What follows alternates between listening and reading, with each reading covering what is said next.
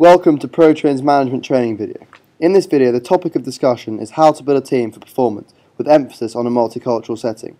So, what is a team? How can managers know when the team option makes sense? And what can they do to ensure team success? The essence of a team is shared commitment. Without it, groups perform as individuals. With it, they become a powerful unit of collective performance. The best teams invest a tremendous amount of time shaping a purpose and vision that they can own. Members of successful teams pitch in and become accountable with and to their teammates. An effective team is always worth more than the sum of its parts.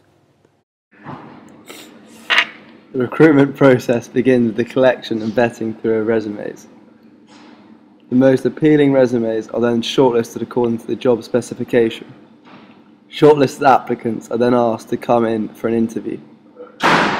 This is an example of a bad interview being carried out. Hi, Gareth, how are you? Sorry?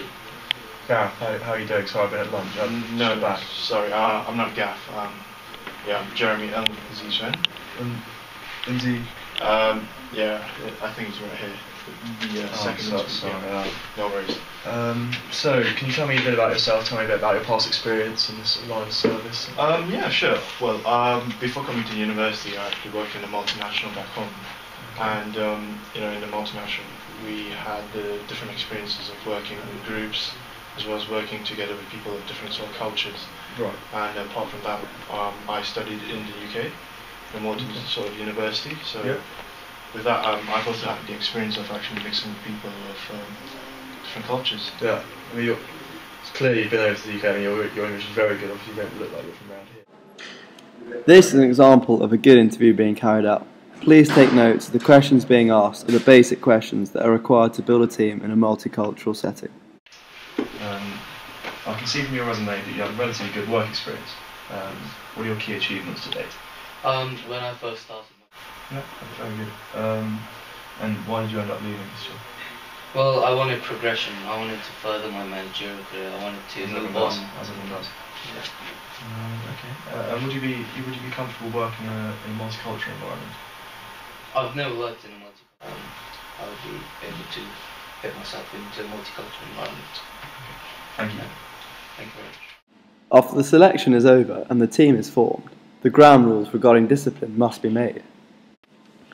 The only way to begin disciplining a team is by making ground rules. Team members must know what is right and wrong. The rules need to be clear, concise and fair. Make sure you go over each rule, inviting team members to comment on whether they think it is fair or not. An effective manager understands the need to transform a group of individuals into a team. Discipline is a key element of this, as a team must realise that they share responsibility and that the whole team gets disciplined if one member is being disciplined. This is coined mutual accountability. Next, a system that uses warnings should be put in place. Obviously, this must be stated in the ground rules. When disciplining a team, due to its nature, there must not be finger pointing, other than when gross misconduct is involved. In that case, the team mustn't think they will get away with anything, so an example should be made. When the boss offers a task to the manager, the first question that pops into your head will probably be, how should I start? First, we need a vision. A clear vision helps to bring efficiency, as research shows that opportunities and strategies appeal when the manager holds a clear vision. For example, when the managers are making decisions, it is always more efficient when they refer back to their vision, so there is a clear direction on which strategies they should choose to achieve their goals. How can we set up a clear vision? Managers should firstly think what they want from this task or project, whether he wants to get most profit from it, or he wants to bring brand awareness to the market, or other such matters. Once the manager has decided, he should then use the 4 principles to come up with the vision. The 4 principles are clarity, criteria, challenge and commitment. The vision should be simple and understandable, because during the process of the task, the vision is shared with every member and therefore should be simple enough to keep in mind. Measurable criteria should be put in place, such as profit levels, so that goals can be visualised and are made clear. The vision should be ambitious but realistic at the same time. The manager should gain commitment from the team members on the vision in order to achieve efficient performance. This can be used during the recruitment process to gather people who have similar values towards the vision. It is very important to keep the vision throughout the project. How? First of all, managers should share open communication with members by asking questions and receiving feedback about the vision to gain commitment from every single member of the team. Managers should also refer back to the vision in decision making. Key performance indicators help an organisation define and measure progress toward organisational goals. Once an organisation has analysed its vision, identified all its stakeholders and defined its goals, it needs a way to measure progress towards those goals. Right guys, we aren't seeing the improvement we're after. We only attained 70% A's and B's at A-level last year. Does anyone have any ideas as to how we can improve this performance? What about KPIs? Here, we have an interview with Caroline Perry from PwC, showing how theories on KPIs and objective settings can be put into real-life situations. How are objectives used at PwC? For objectives to be effective, they need to be SMART. I'm not sure if you've heard of SMART objectives. Yeah. So the specific, measurable, achievable, realistic and time-bound.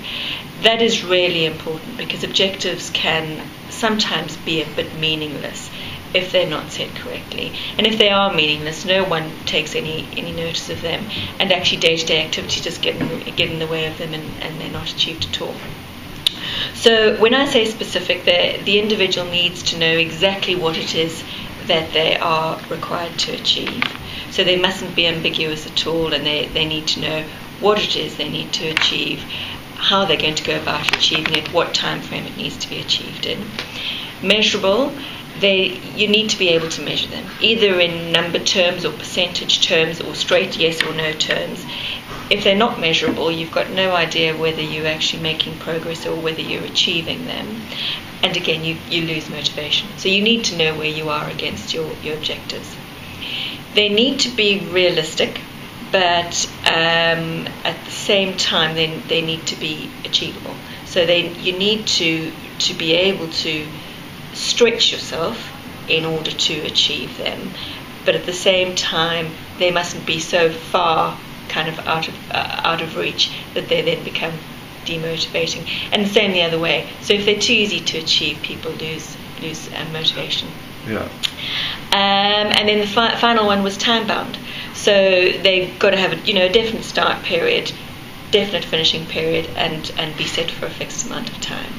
So if you set your objectives properly, then you're able to actually measure your performance against them properly, and which will then turn into a performance rating, and that will then determine your bonus essentially, which is how we motivate people. One of the ways in which we motivate people to achieve. In the current business world, there are 4 main management styles. These include the classical approach, the human relations approach, systems approach, and finally the contingency approach. It is important to emphasise that no one approach is best, and that the best approach to implement is completely dependent on the culture of the company. We'll start off by explaining what the classical approach is. Writers such as Taylor and Fayol are associated with this management approach.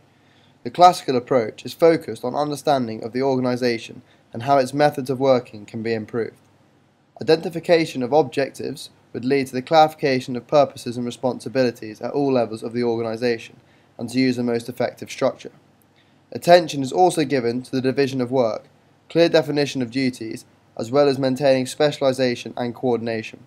There is also a strong emphasis on the hierarchy of management and formal organisational relationships. So, Mohammed, how do you think the team morale's going? Moving on, the human relations approach pays attention to the social factors at work, groups, leadership, the informal organisation and the behaviour of employees.